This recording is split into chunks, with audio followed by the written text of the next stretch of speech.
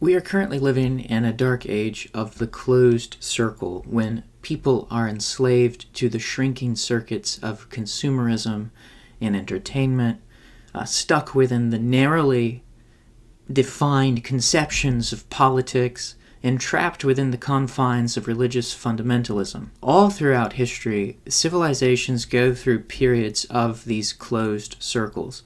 But a renaissance is when the closed circles break open. And I've been writing about the prospect of the next renaissance, a revival of the arts and literature. I've been writing about this on my Substack essays, and I've recently spoken about it on YouTube here on this channel. But if the next renaissance is going to happen, and I think it will, or it can, rather, it's going to require a complete cultural reorientation of our relationship to the world and creativity. So I want to introduce one of the things that it will require of us. And this will include some new directions for my teaching in 2026. So during this past year, in 2025, the themes of my courses on Versed and on YouTube was enchantment. How can we use literature to reinvent the worlds we live in on an individual level? And we did this by asking, how can some forms of art, some forms of reading transform daily life into something creative, something spiritually meaningful? But in 2026, my courses on Versed and my content on YouTube and Substack are all going to center around the literature of Renaissance movements. And these are moments in history where the circles break open. So it's not just the European or the Italian Renaissance, but other movements, which include the Romantic revival of the 18th century, which did really break open a very materialistic understanding of the world. There was the American Renaissance, which was started by Emerson, Thoreau, and Margaret Fuller. There was also the modernist movement, which I consider a revival of the spirit in the revolt against form, properly understood with some qualification. But largely that's what the modernist movement was before, in the mid-20th century, sinking back down into a period of closed circles. So I'm defining a Renaissance moment in history as any moment when the static closed circles of culture break open into an upward growth, into an ascending spiral. This is going to start on the individual level before it's culturally collective. Many people are trapped within closed circles. They move along the narrow orbits of obligation, expectation, ambition, and now mindless entertainment in a way that they never have before. Or to an extent to which they never have before. There is a sort of desperate comfort in resigning oneself to an unconscious closed cycle. It's comfortable, it's expected. All of the great writers of history, though, were wary of these closed circles. Henry David Thoreau had called it simply desperation, this surrendering to despair, underlying the duty of the society and entertainment of daily life. In his great work, Walden, he wrote that some people lead lives of quiet desperation.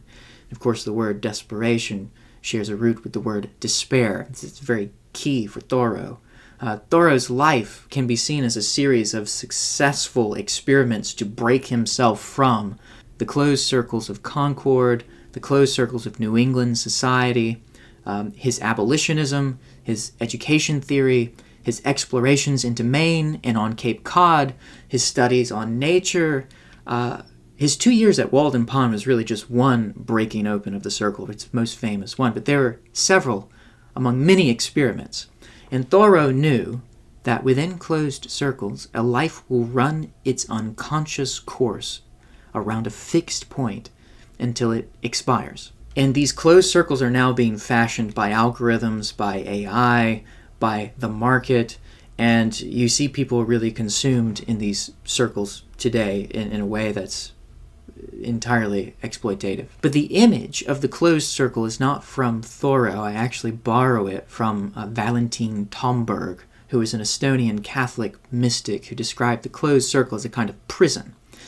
He puts it in this parabolic retelling of the cosmic myth of creation and the fall. His concept is that in the 6 days of creation, there was a circle, but the Sabbath, the seventh day, was the opening of the circle into the spiral.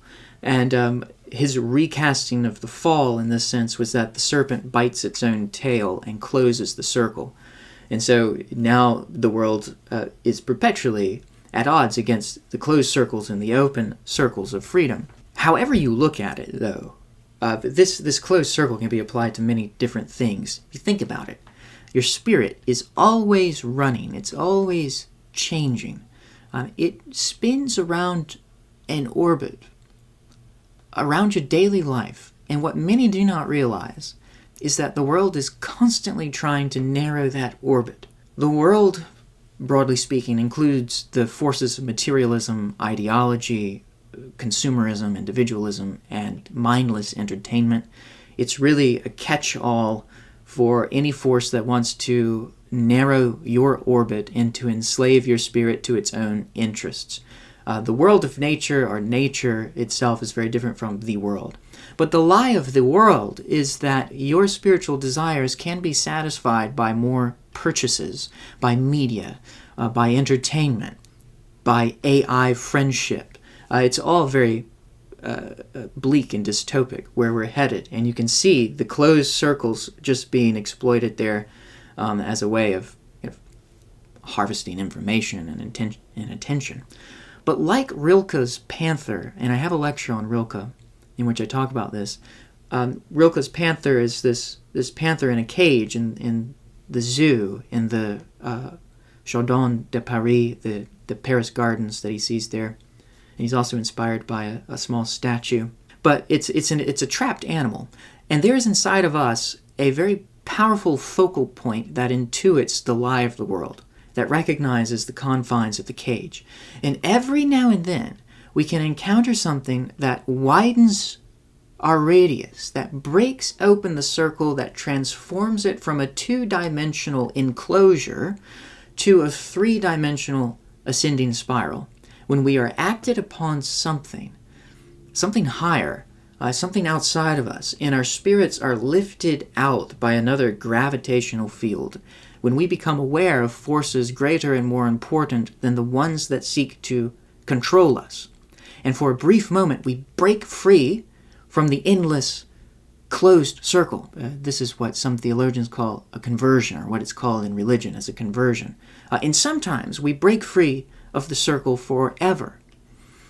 In moments like these, we become ourselves, or we draw nearer to ourselves. Our transformation begins to widen according to our own spirits. It's the swinging open of a prison door. It's the moment when a seedling breaks free from the shell of an acorn that begins to grow according to its true self, moving ever closer to the oak tree that it will one day become, and in a way already contains within. So this is what I mean by the spiral. Because what is a renaissance other than a moment when a culture's two-dimensional circle violently breaks open into a three-dimensional ascending spiral, when the enslaving forces of the world are overpowered by a vitality that is creative and spiritual and has this gravitational field that's greater than those of the world. So in upcoming essays, I'll further elaborate on these opportunities. I think there are several things that the next Renaissance will require of us in order to usher it in. But for now, it is enough to say that each of those moments will require openness and receptivity. We must be willing to have our closed circles broken, and that means putting ourselves into moments of beauty, into the paths of beauty, to have art and literature before our eyes and our consciousness daily, and to resist the mindless consumerism of entertainment and of purchasing things online. Emily Dickinson has a beautiful poem, "The soul should always stand ajar, that if heaven inquire, he will not be obliged to wait, or shy of troubling her.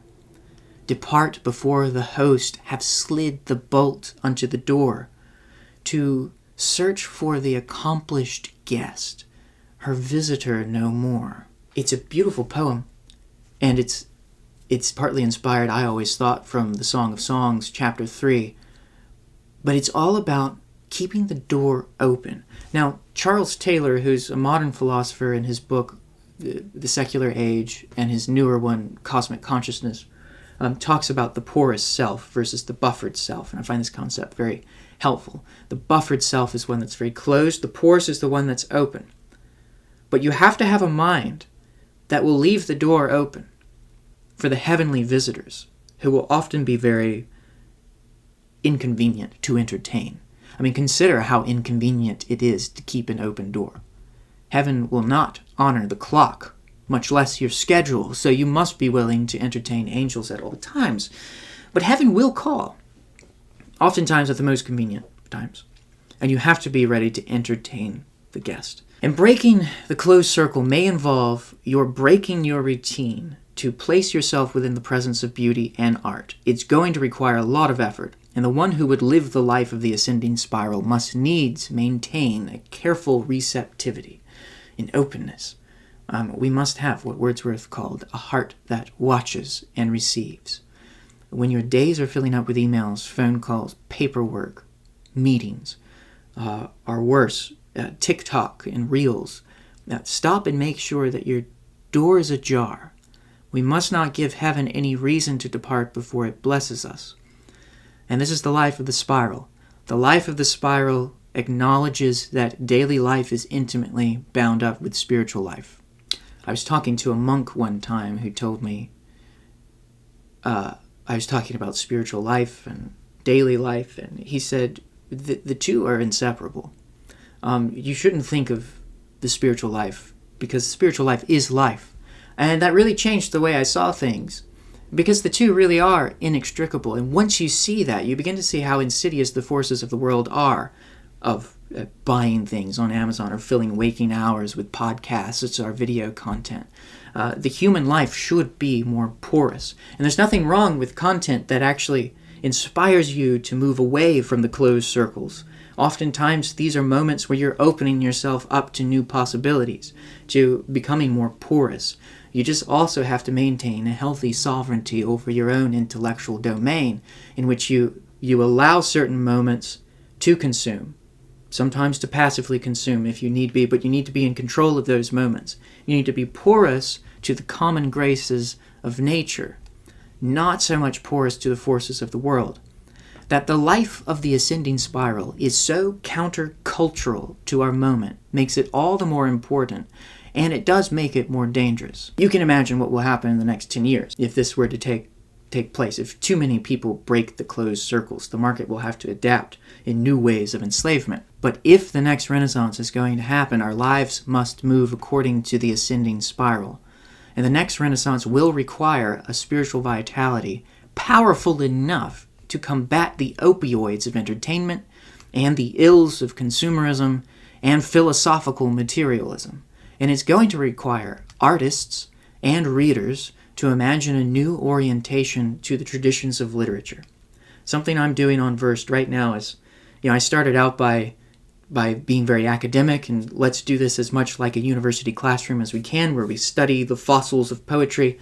But now I'm thinking that relationship to the canon, which is purely studious, is not sufficient to bring about the Renaissance. We need the permission to drive one's plow over the bones of the dead, as William Blake once wrote.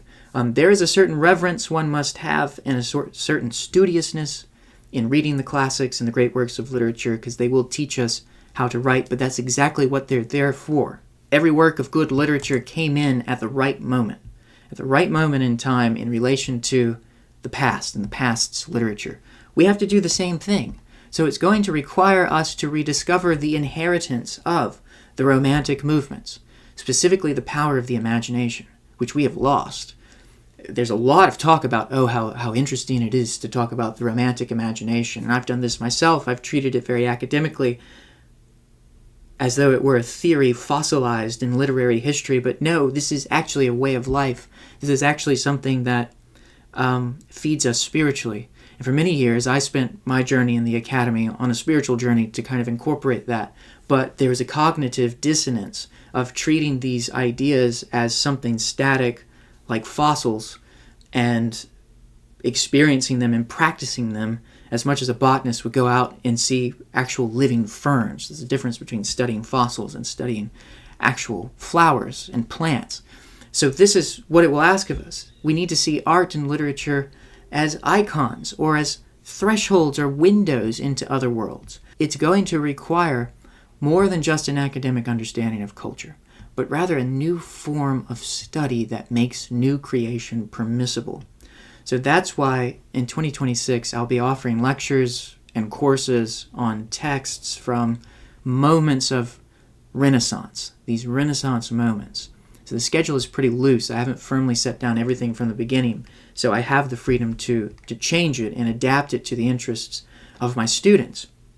But we will be studying literature from the great cultural revivals of the past. We'll read some philosophy and poetry, might study Plotinus and John Donne's love poetry.